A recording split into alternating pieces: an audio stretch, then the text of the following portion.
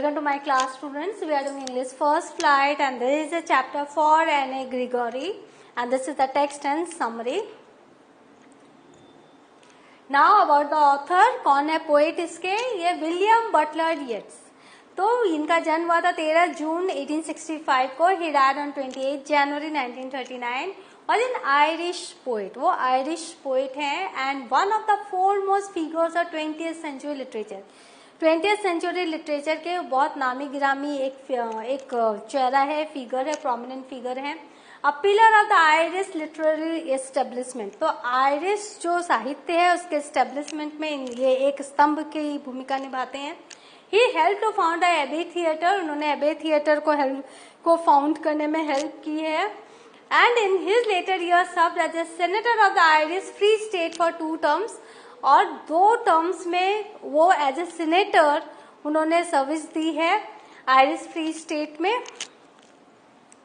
In 1923 he was awarded the Nobel Prize for Literature. उनको Nobel prize मिला literature के लिए. He went on to pen more influential work including The Tower 1928 and Words for Music perhaps and other poems 1932. Nobel prize पाने के बाद वो और ज्यादा अच्छा लिखे. Yeats is one of the few writers whose greatest works were written after the award of the Nobel Prize. ये उन राइटर्स में है, वो गिने चुने उन राइटर्स में है जो नोबेल प्राइज पाने के बाद उन्होंने बहुत अच्छी कृतियां रची हैं. नाउ ये हमारे हैं येट्स.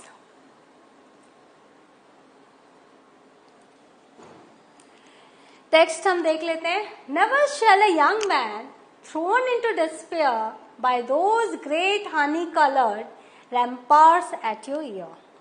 तो यहाँ पर जो पोएट हैं वो एक यंग लेडी से बात कर रहे हैं और वो बोलते हैं कि कोई भी यंग मैन डिस्पेयर में नहीं जाएगा क्योंकि तुम्हारा जो हनी कलर, जो तुम्हारा ग्रे हेयर है, हनी कलर जो येलो हनी कलर जो हेयर है वो तुम्हारे कानों को बचा रहा है as a ramparts. Love you for your self alone and not your yellow hair. वो तुमको तुम्हारे लिए पसंद करेगा, ना कि तुम्हारे येलो हेयर के लिए. तो ये जो एक यंग लड़की है उसको हमेशा से उस समय हम जिस समय कविता लिखी गई है उस समय एक धारणा थी जो लाइट कलर्ड हेयर होते हैं लड़के उसकी तरफ ज्यादा आकर्षित होते हैं और जो ब्राउन ब्लैक जो डीप कलर्ड हेयर होते हैं उनकी तरफ आकर्षित नहीं होते. मतलब वो सुंदरता को ज्यादा महत्व देते हैं. तो जो कवि है वो एक यंग लेडी को बता रहे हैं कि ये जो है कोई भी जो आपसे मिलेगा, love you for your self alone and not your yellow hair, कि वो तुम्हारे लिए तुमको चाहेगा, तुम्हारे येलो हेयर के लिए नहीं चाहेगा. But I can get a hair dye and set such colour there. तो देखिए मैं, लेकिन जो लड़की है बोल रही है मैं अपना हेयर डाई कर सकती हूँ और मैं वो कलर सेट कर सकती हूँ, ब्राउन और ब्लैक और कैरेट. यहाँ कैरेट कौन से कलर के लिए यूज हुआ? ऑरेंज कलर के लिए. यहाँ ब्राउन, ब्लैक और कैरेट. यहाँ कैरेट किसके लिए यूज हुआ है? ये कैरेट ऑरेंज कलर के लिए यूज हुआ है. तो लड़की कह रही है, द लेडी कह रही है मैं अपने बालों के कलर को ब्राउन कर सकती हूँ, ब्लैक कर सकती हूँ या ऑरेंज कर सकती हूँ. That young man in despair may love me for myself alone and not my yellow hair. ताकि जो लड़के हैं वो मेरे येलो हेयर के लिए मुझे न चाहे, मेरी सुंदरता को लेकर वो ना मुझे चाहे, बल्कि मुझे मेरे लिए चाहे, मैं जैसी हूँ उसे एक्सेप्ट करें और मुझे चाहे. May love me for myself alone and not my yellow hair. I heard an old religious man. फिर कवि कहते हैं कि मैंने एक बहुत ज्ञानी वृद्ध व्यक्ति को सुना है कहते हुए, बट यस्टर नाइट डिक्लेयर, कि उन्होंने डिक्लेयर किया है yesternight that he had found a text to prove, कि उन्हें एक ऐसा टेक्स्ट मिला है जो प्रूफ करता है that only God my dear could love you for your self alone. कि सिर्फ भगवान ही है जो सिर्फ तुम्हारे लिए तुमको चाहेंगे, तुम जैसी हो वैसे ही तुमको वो एक्सेप्ट करेंगे and not your yellow hair. और ना ही और तुम्हारे येलो हेयर को लेकर तुमको नहीं पसंद करेंगे, बल्कि जैसी तुम हो उसी को एक्सेप्ट करके तुमसे प्यार करेंगे. यानी जो यंग पीपल है वो भगवान नहीं है, वो ऊपरी आउटर अपीयरेंस को देखते हैं और आउटर अपीयरेंस को ही वो चाहते हैं, लेकिन सिर्फ भगवान ही है जो हमारे अंदर की सुंदरता को देखकर हमें चाहते हैं. तो ये जो पोएम है इसमें एक बातचीत है कवि की और एने ग्रेगोरी की. For Anne Gregory by W.B. Yeats was published in 1933 as a part of his collection of poetry entitled The Winding Stair and Other Poems.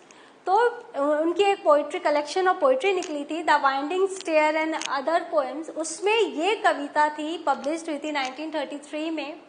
The poet has brought out the difference between loving someone for the external beauty and the inherent inner beauty. तो ये छोटी सी poem में कवि क्या लेकर आए हैं, वो एक थीम लेकर आए हैं कि प्यार जो है वो एक्सटर्नल ब्यूटी के लिए करना चाहिए या इनहेरेंट इनर ब्यूटी को देखकर करना चाहिए. तो लाइन 1 to 6 जो है फर्स्ट पैराग्राफ, उसमें ये कहा गया है, in these line the poet is speaking to young Anne Gregory.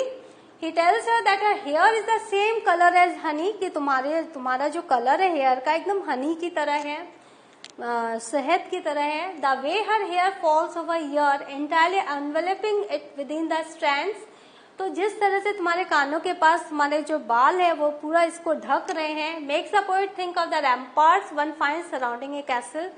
Castle के दोनों तरफ, चारों तरफ जो रैम्पार्ट्स होते हैं वो जैसे कैसल को प्रोटेक्ट करते हैं and protecting it against attack from the outside. वो बाहर के लोगों से कैसल को प्रोटेक्ट करते हैं, वो जो रैम्पर्ट्स होते हैं. तो बोलते हैं ये जो तुम्हारे जो बाल हैं तुम्हारे कानों को ढके हुए हैं और वो रैम्पर्ट्स की तरह लग रहे हैं. The poet knows that the sight of a beautiful hair has made many young man fall in love with her. कवि को पता है कि इसकी जो येलो हेयर है इसकी सुंदरता को बढ़ाते हैं और काफी यंग लोग इसको चाहने लगे हैं. And also to despair for their overtures are not accepted by her. और उनको ये भी पता है कि ये जो है वो एक्सेप्ट नहीं कर रही है. However, the poet is also sure that all the young men who claim to be in love with her love her for her yellow hair, that is for her appearance alone. और कवि ये भी claim करते हैं कि जितने भी लोग अभी तक एने ग्रेगोरी को पसंद करते हैं वो उसको येलो हेयर को लेकर, आउटर अपीयरेंस को लेकर उसे पसंद करते हैं. They do not know who she really is. वो उसकी आंतरिक सुंदरता की तरफ ध्यान नहीं दे रहे हैं. And hence they cannot appreciate her inner beauty. और उसकी जो आंतरिक जो सुंदरता है उसको वो अप्रिशिएट नहीं कर पाएंगे. Being enamored of her outer appearance only. क्योंकि वो सिर्फ उसके आउटर अपीयरेंस में ही उनका ध्यान है.